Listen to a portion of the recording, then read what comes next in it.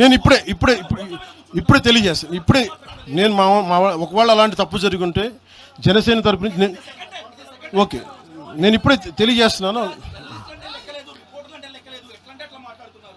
జనసేన తరపు నుంచి అలాంటి తప్పు ఉంటే క్షమాపణ నేను చెప్తాను.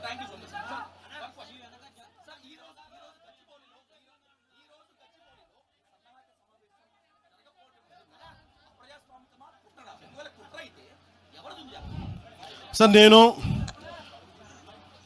ఆయన నాగేశ్వర గారి లాగా నేను కాన్స్పిరసీ థియరీలు చేయలేను సార్. సార్ మీరు వింటున్నారా?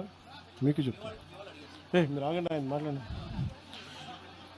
నేను విశ్లేషకులు చెప్పినట్టుగా ఒక వినని మాటల్ని నాకు ఎవరు చేశారు నాకేం తెలుసు సార్.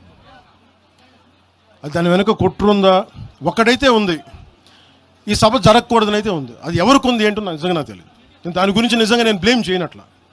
కాకపోతే ఇది నా హక్కుని ప్రతిష్ఠిస్తున్నాను. ఖచ్చితంగా అప్రజాస్వామికం కదా. 2000 మందితో ఇన్ని పార్టీలు జరుగుతాయి, ఇన్ని కార్పొరేట్ పార్టీలు జరుగుతాయి. ఒకళ్ళు కూర్చోబెట్టి ఒక 2000 మంది కూర్చో సాధకులతో ఏ నష్టం చేస్తామండి? ఏ నష్టం చేస్తాం? ఆ రోజు 30 కోట్లు ఇచ్చినప్పుడు మనకి కొండగొట్ట ఆంజనేయ స్వామికి ఆ రోజు అసలు అలా విభజించే ఆలోచన ఉంటే అవన్నీ చేస్తామా? అలా రెచ్చగొడతామా? ఆ బాధ్యత లేదా? తెలంగాణ కాంగ్రెస్ నాయక సేట్ మ్యామ్ సేట్ మ్యామ్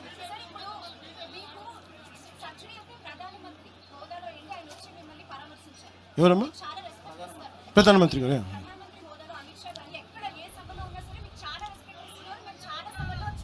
షూర్.